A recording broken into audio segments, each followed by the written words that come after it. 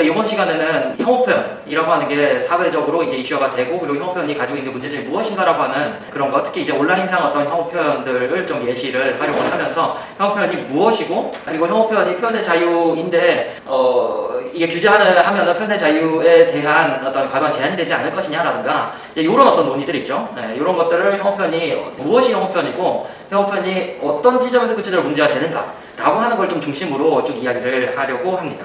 자, 우리가 이 혐오 표현이라고 하는 단어 자체를 듣기 시작한 게 2013년 전후 정도입니다. 몇 가지 이제 사건들이 있는데, 일베라고 이야기하는 이 사이트 회원들이 당시에 광화문에서 세월호 대식 투쟁을 하고 있었죠. 그 앞에서 이 폭식 투쟁이라고 해가지고 치킨과 피자를 시켜 먹었었던. 그래서 그때 이제 시점 정도부터 해가지고 혐오 표현, 증오 표현 이 단어들을 듣기 시작을 하셨을 겁니다. 그 후에 이제 강남역 살인 사건이 있고 나가지고 요 가해자가 이 남성 화장실에 숨어 있다가 여성이 들어오면은 죽이겠다라고 하는 어떤 고의를 가지고 살해한 사건이었었죠. 그래서 여성이기 때문에 살해를 당했다라고 하는 그 지점에서 여러 이제 여성 혐오에 대한 이 이야기들이 이때부터 강하게 많이 나오기 시작을 했습니다. 다음에 제주도에서 예멘 난민 500여 명이 들어와서 난민 신청을 했었는데, 거기에 대해서 받아들이면 안 된다라고 하는 그런 어떤 목소리들이랑 집회들이 나왔었습니다. 이런 어떤 사건들을 중심으로 우리가 혐오 표현이라고 하는 어떤 용어들을 많이 사용을 하기 시작을 했었고요. 그리고 이어가지고 어떤 여혐, 남혐이라고 하는 어떤 대립 구도가 형성이, 특히 인터넷 내에서 형성이 되면서, 그러면서 이제 또 혐오 표현에 대한 이야기들 또 많이 나왔었고요. 과거부터 있었던 것이긴 하지만 지역이라든가 그러니까 어떤 정치적인 성향에 대해서 좀 극단적인 표현들을 쓰는 거, 그런 것들도 많이 이제 회자가 되고 있습니다. 그런데 이런 어떤 혐오 표현이라고 하는 것들이 이제 2013년 정도부터 하면은 7, 8년 정도 점차적으로 혐오 표현, 혐오라고 하는 게 이제 사회 주요 이제 키워드가 되기 시작을 했죠. 이런 것들이 이제 처음에 인터넷에서 많이 발견이 됐었습니다. 사실은 2000년 초반 정도부터 우리가 인터넷 상의 어떤 혐오의 문제가 등장하기 시작했어요. 사실은 이 인터넷 상에서 이루어진 어떤 특정 집단에 대해서 특정 집단을 배제하거나 아니면은 공격하는 그런 어떤 내용들이 등장을 하기 시작을 했었고요. 그런 것들이 어떤 오프라인으로 이렇게 나오기 시작을 하고, 그리고 거기서 조금 더 나아가지고 예를 들면은 이제 공인이라든가 정치인이라든가 정당 형태로도 등장을 하기 시작을 했습니다. 이 정당 같은 경우는 처음 더 만들어진 목표 자체가 동성애하고 이슬람을 이제 몰아내자라고 하는 게 정당의 목표입니다. 정당 자체 만들어진. 그래서 이런 식으로 우리 어떤 공적인 영역으로 어떤 특정 집단을 배제하고자 하는 그런 어떤 생각들, 그리고 그 생각을 담은 이 말들 있죠. 이런 것들이 이제 조금씩 온라인에서 오프라인으로 또 확산이 되어가고, 개인적인 사적인 어떤 영역에서 공적인 영역의 주체들, 공인이라든가 정치인들이라든가 이러한 주체들로 점점 확산되어가는 그런 것들이 요 한 10여 년 동안 있어 왔습니다. 2000년 초반에 유행을 했었던 다음의 카페가 이제 다문화 정책을 반대한다라고 하는 그런 이제 카페들이 한참 성행을 했었습니다. 그래서 요건 지금 이제 거의 활동을 안 하고 있긴 하더라고요. 근데 이제 2000년 초반에 이런 어떤 카페들이 많이 있었고, 2008년에 뭐가 있었냐 그러면은 2007년에 이 차별금지법이 처음 이제 국회에 발의가 됩니다. 그래서 이 차별금지법 같은 경우는 우리 어떤 국제사회에서 유엔이라는 국제사회에서 우리 어떤 평등, 헌법상의 어떤 평등권을 구체화하는 개별 법들을 만들 것을 이제 요청을 하면서 우리 이제 국가인권위원회가 이런 어떤 초안들을 작성을 하면서 법무부에 이제 제안을 하게 되고, 2007년 12월에 국회에 처음으로 발의가 되죠. 그러면서 나오기 시작을 했었던 게 동성애 반대 국민연합 이런 이제 단체가 나오기 시작을 합니다. 요때 이제 2008년도에 한참 1인 시위라든가를 통해 가지고 이제 이 법이 만들어지면 안에 성적 지향이 있으니까 동성애를 이제 확산시키는 법이다. 이거를 통과시키면 국회의원 낙선시키겠다라든가 이런 이제 1인 시위들이 그때 당시 좀 나오기 시작을 합니다. 근데 여기서 우리가 또 더 과거로 한번 들어가서 생각을 해보면은, 어떤 특정 집단에 대해서 이 특정 집단을 우리로부터 멀리 떨어져야 된다, 우리 지역에 오면 안 된다, 이 사람들 이런 문제가 있다 라고 하는 표현들을 그렇다고 우리 2000년대부터 들었냐 그러면 또 그것도 아니거든요. 그 이전부터 훨씬 많이 들었습니다.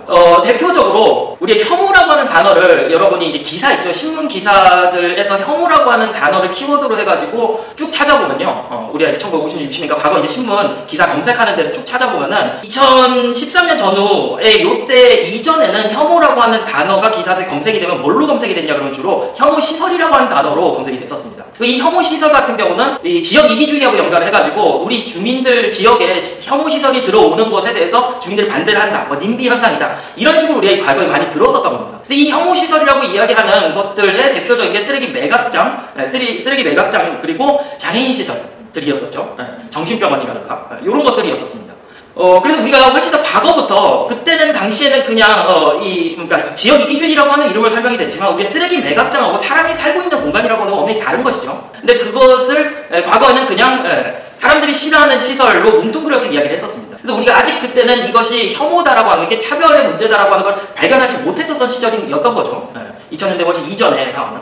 이런 어떤 이 현상들이 한국에서만 일어나냐? 그러면은 그렇지 않겠죠.